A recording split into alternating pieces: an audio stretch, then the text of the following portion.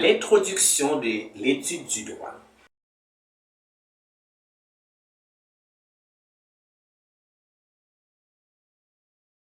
Bonjour ou bonsoir mesdames, messieurs, donc vous êtes sur Univers dans une main. Vous suivez la rubrique Droit vers le droit avec votre serviteur Saint-Mius.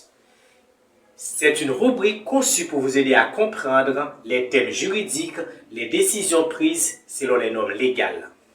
Aujourd'hui, on va voir ensemble dans cette vidéo l'étude du droit ou bien on va entrer à l'introduction de l'étude du droit. Dans cette vidéo, nous abordons les bases essentielles pour comprendre l'étude du droit. En introduisant le sens et les principes fondamentaux du droit, cette leçon vise à fournir un aperçu accessible à toute personne souhaitant en apprendre davantage de ce vaste domaine. Comment peut-on comprendre le mot droit ou ce terme? Le terme droit se décline en deux significations majeures. Le droit objectif et le droit subjectif. Le droit objectif, on peut dire, c'est toutes les règles officielles organisant la vie de la société, qui régit les relations entre les individus et leur rapport avec l'État. Dans chaque pays, il existe ces principes ou ces règles. Il faut aussi ajouter que ces règles sont codifiées, ainsi formant des ensembles législatifs, comme le code civil, le code pénal et le code du travail. En Haïti, ces textes constituent le droit objectif haïtien ou, plus simplement, le droit haïtien. Bien que chaque État possède ses propres lois, certaines règles sont universelles et communes à toutes sociétés humaines à travers le monde. Par exemple, la Déclaration universelle des droits de l'homme, ainsi reflétant des valeurs partagées à l'ensemble des peuples. Maintenant, comment peut-on comprendre le droit subjectif? Le droit subjectif, qui est le second sens du terme droit, et il faut dire ce second sens renvoie aux prérogatives individuelles dont bénéficie chaque personne dans la société selon sa position, son statut social ou ses relations avec autrui ou sur un bien. Par exemple, les droits parentaux par rapport à un enfant, les relations entre un employeur et son salarié, les droits d'un propriétaire sur sa propriété ou sur ses biens. Tous en sont des exemples du droit subjectif. Comment peut-on avoir la garantie de ces droits? On peut faire appel à la coercition. La coercition, c'est la garantie du respect du droit. Le fondement du droit repose sur le principe de coercition, c'est-à-dire la possibilité d'imposer des sanctions pour faire respecter les règles. En cas de violation de ces règles, la sanction peut être exercée directement sur la personne, comme via une peine d'emprisonnement sur ses biens, comme la saisie de ses biens, des amendes ou le paiement du dommage et intérêt. Il faut aussi ajouter qu'il existe le droit commun et les droits spéciaux. Il est crucial ou très important ou extrêmement important dans l'étude du droit de distinguer le droit commun des droits spéciaux. Le droit commun, c'est le droit en général qui s'applique à tous les citoyens de la société, sans distinction du statut social, professionnel ou personnel. Les branches telles que le droit pénal, le droit civil en font partie, car leurs lois concernent l'ensemble de la société. Certains domaines du droit ne s'appliquent qu'à des groupes spécifiques ou à des activités particulières. On les appelle droits spéciaux. Voici quelques exemples de droits spéciaux. Le droit du travail, le code de la justice militaire, la loi sur la presse. Le droit du travail concerne les relations entre les employeurs et leurs salariés. Le droit du travail concerne les employeurs et les salariés, encadrant leurs droits et devoirs dans le cadre professionnel. Le code de la justice militaire s'applique uniquement aux militaires et régit les spécificités de leurs devoirs et obligations. La loi sur la presse fixe les règles qui encadrent la profession de journaliste et leurs responsabilités. Bien qu'une personne est soumise à un droit spécial en raison de son statut ou de ses activités, elle doit aussi respecter les règles générales du droit commun dans les activités ou dans les actes au quotidien. Qu'on soit journaliste, employeur ou militaire, il faut se conformer aux règles générales du droit commun pour des actes comme se marier, acheter une propriété ou signer un contrat de location.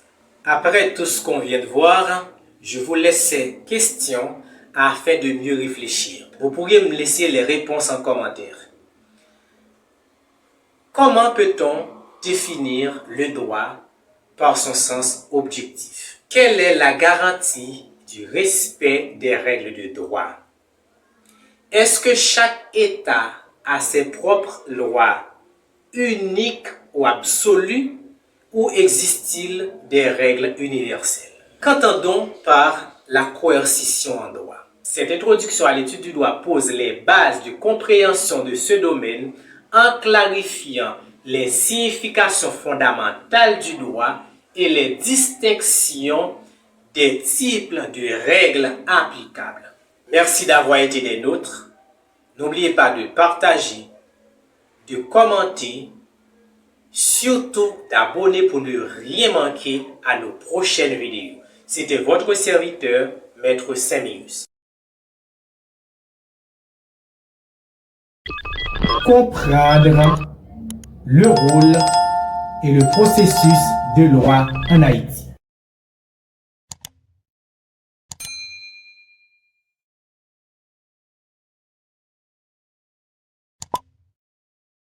Bonjour mesdames, messieurs, c'est votre serviteur, Maître Saint-Mius. Vous êtes sur les plateformes Univers dans une main. Vous suivez votre rubrique Droit vers le droit, une rubrique conçue pour vous aider à comprendre le droit, les thèmes juridiques, les décisions prises selon les normes légales. Aujourd'hui, nous allons voir ce coup titré Comprendre le rôle et le processus de loi en Haïti. Dans cette leçon de la rubrique Droit vers le droit sur les plateformes Univers dans une main, nous allons explorer les notions de loi, ses origines, son application et son processus d'adoption dans le système juridique haïtien. Qu'est-ce qu'une loi? Une loi est une règle fondamentale votée par le Parlement pour organiser et réguler la vie en société.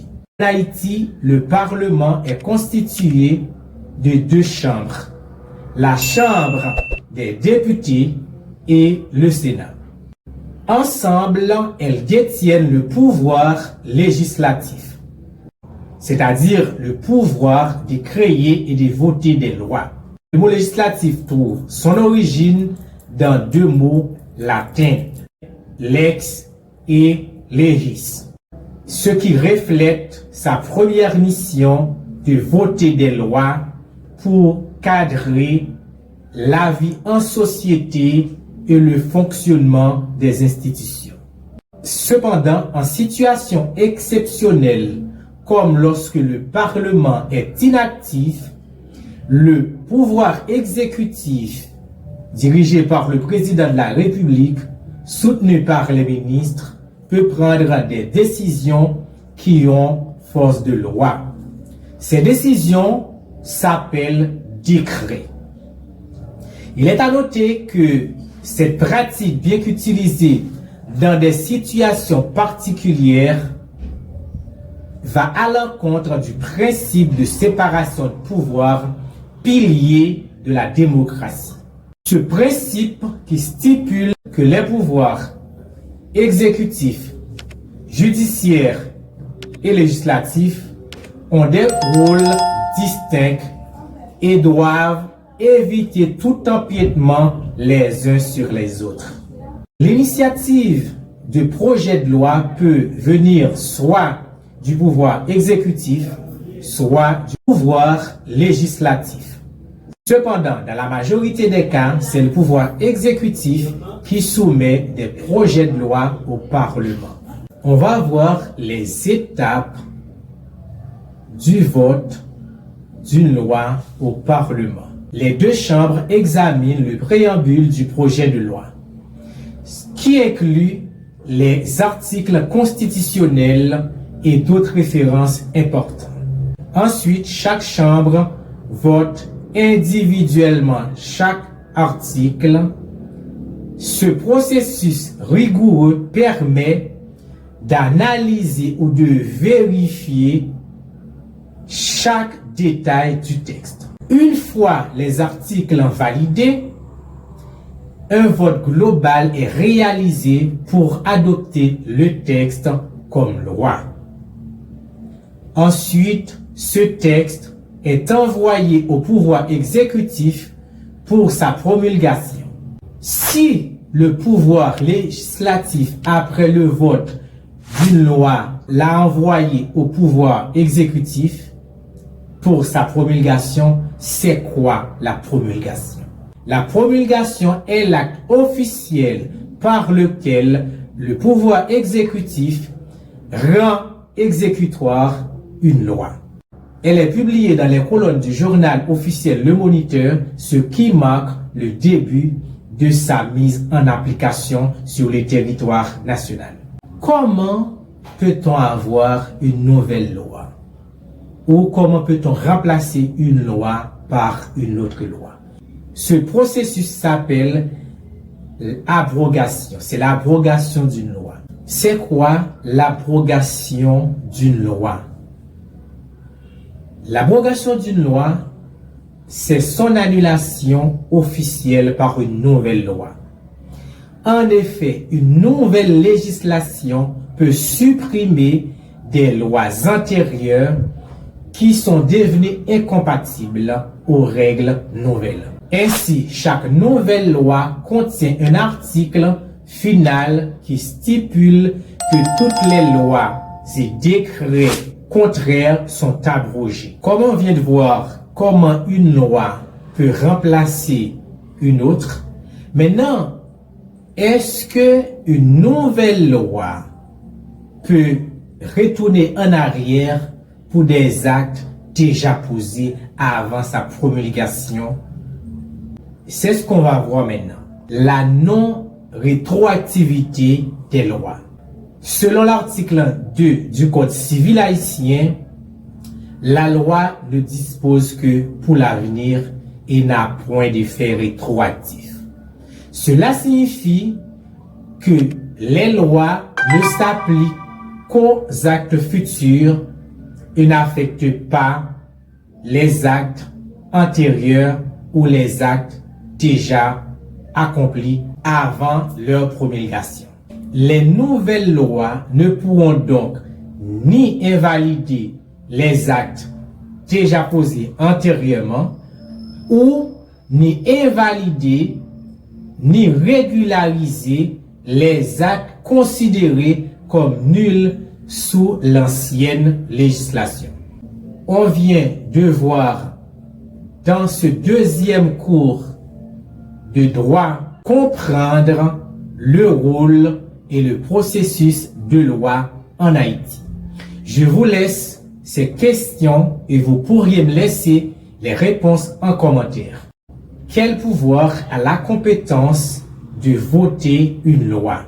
À quel principe démocratique s'oppose la pratique du décret pris par le pouvoir exécutif qui ont force de loi?